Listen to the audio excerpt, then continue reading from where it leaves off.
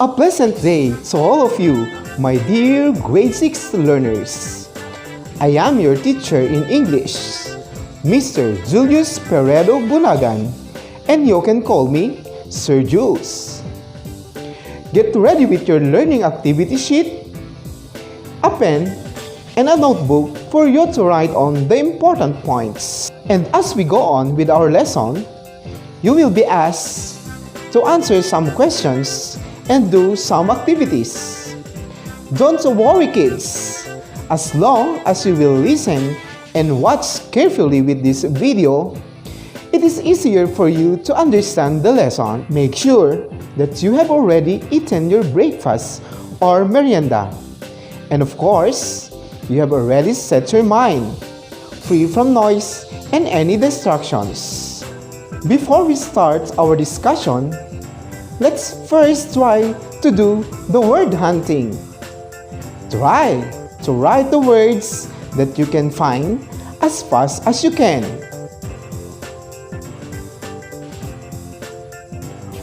What are the words that you have found? Let's see if it matches yours. Who among you got them all? Very good.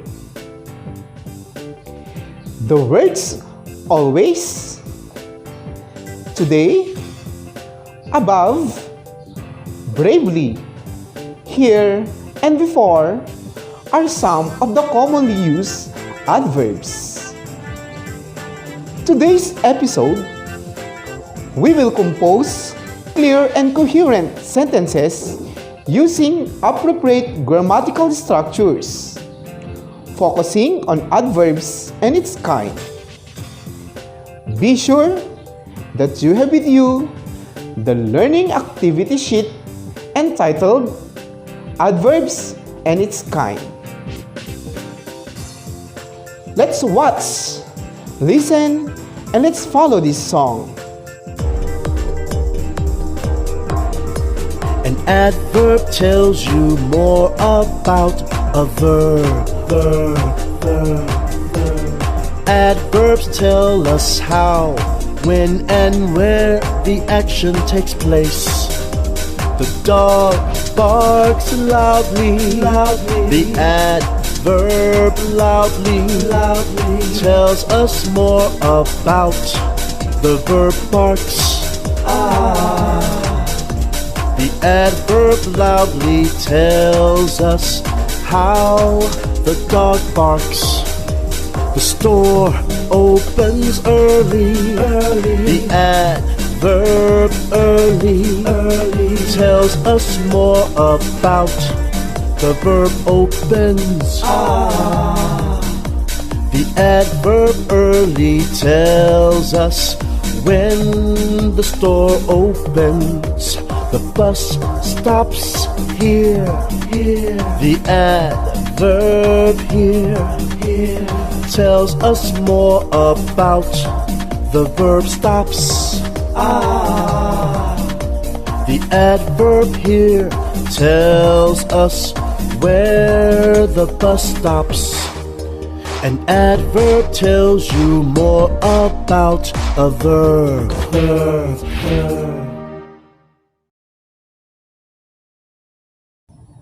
An adverb modifies a verb, an adjective, or other adverbs.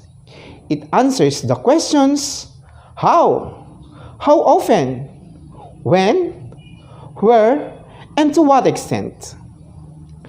Many adverbs are formed by adding ly to an adjective. For example, the adjective is brief. Brief is added with ly, so it will become briefly. Another, the adjective is plain. Plain plus ly will become plainly. In other words, when adjective is added with ly, it will form an adverb. Sometimes, the addition of ly affects the spelling of a word like the following. miserable. Miserable plus ly equals miserably. The final e is dropped. Another, the word is naughty. Naughty plus ly will become naughtily. The letter y is changed to I. Let's take one by one what an adverb modifies. Adverb modify verbs. For example, the baby walks slowly. The adverb slowly modifies the verb walked. Next, adverb modifies adjectives. An example to this is, the judges gave a fairly sound decision. The adverb fairly modifies the adjective sound. Adverbs modify other adverbs. Let's take this example. Our new neighbor behaves quite rudely. The adverb rudely modifies the adverb quite. Now, turn your learning activity sheet to page 2. We will now discuss the kinds of adverb. First, the adverb of frequency. Adverb of frequency shows how things being done. It answers the question, how often? Let's take the number 1 sentence. We go to school daily. How often do we go to school? It's daily. The word daily then is an adverb of frequency. The second sentence, I seldom visit my friend in other municipality due to pandemic. How often do I visit my friend? Seldom. Seldom is another adverb of frequency. Who among you children visited the municipality of Bukay? Don't you know that Bukay is the first capital of Abra before Bangued? Some commonly used adverb of frequency are always, rarely, never.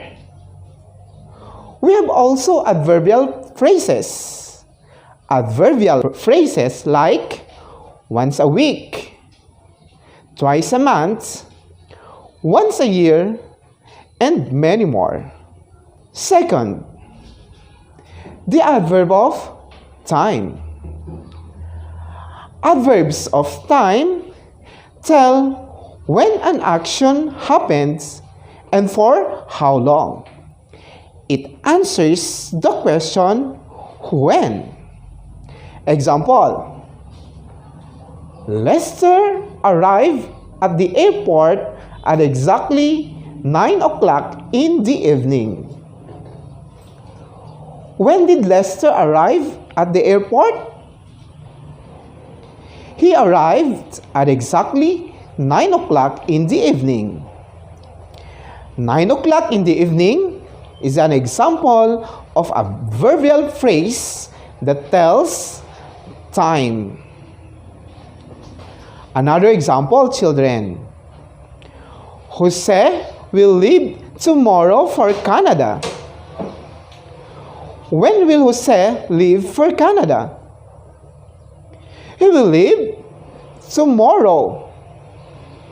Therefore, the word tomorrow is an example of one-word adverb telling time and it answers the question when. Some commonly used one-word adverbs of time are late, before, now, soon, today. Some are adverbial phrases like this morning, last year, a day before meal, and so on. Time is very important, children. So, let's use our time wisely because time is gold. The third one is the adverb of place. Adverbs of place tell something or tell where something is done. They also indicate location and movement.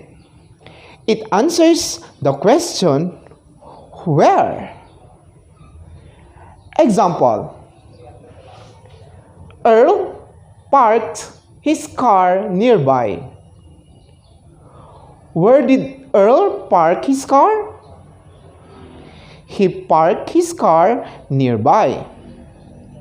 Nearby is an example of adverb of place. Next sentence. We look for mountain bike everywhere. Where can we look for mountain bike? We can look it everywhere. Everywhere is an example, of course, of an adverb of place answering the question where. Children, mountain bike nowadays is widely used. Who among you have it? Riding in a mountain bike is a great form of exercise. It makes your body fit. It relaxes you and gives you strength and power. Let's take some commonly used one-word adverbs of place. We have down, here, inside, there, out, within, above, below, away, and many more. The fourth one is the adverb of manner. Adverbs of manner are used to tell us how something happens or how it is done. It answers the question how or in what manner. Let's take these sentences.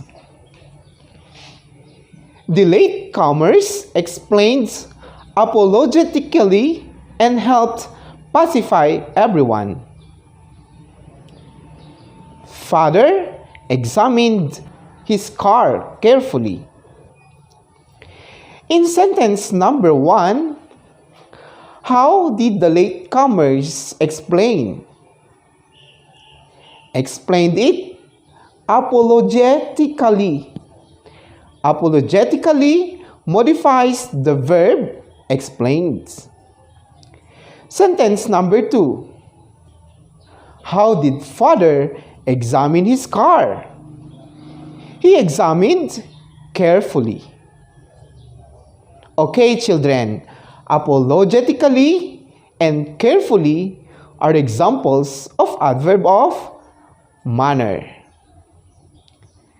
Some commonly use one-word adverbs. Asking for apology, children, when you have done something wrong, is a very nice attitude. So, with doing things carefully, being careful shows that you treasure and care for something. We should observe good manners always in our home, in school, and even outside. Here are more examples of adverbs of manner. We have gratefully, bravely, honestly, joyfully, mercifully, rapidly, brightly, exclusively, dangerously, sweetly, hard, fast, and many more. At this point, I am going to test whether you have understood the lesson. Get ready with your pen and notebook. Let's take the challenge and have fun. I am going to flash sentences. What are you going to do is to pick the one-word adverb or adverbial phrases in each sentences and identify its kind. Whether it is adverb of frequency, adverb of time, adverb of place, or adverb of manner. First sentence. Devin prefers to stay outside and play. What is the adverb used? What is its kind? Second sentence. The turtle walks slowly. What is the adverb used? And again, what is its kind?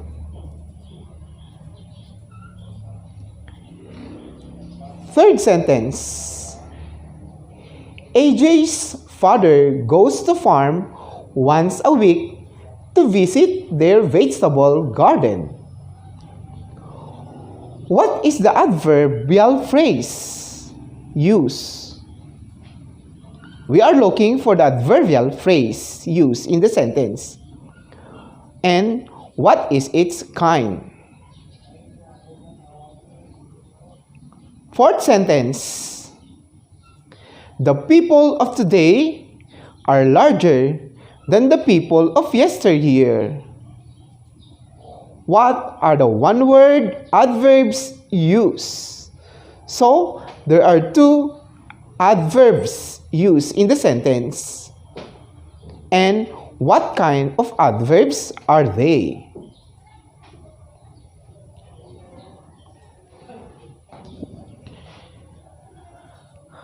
Okay, let's check if you have done it correctly. Always remember, children, the value of honesty.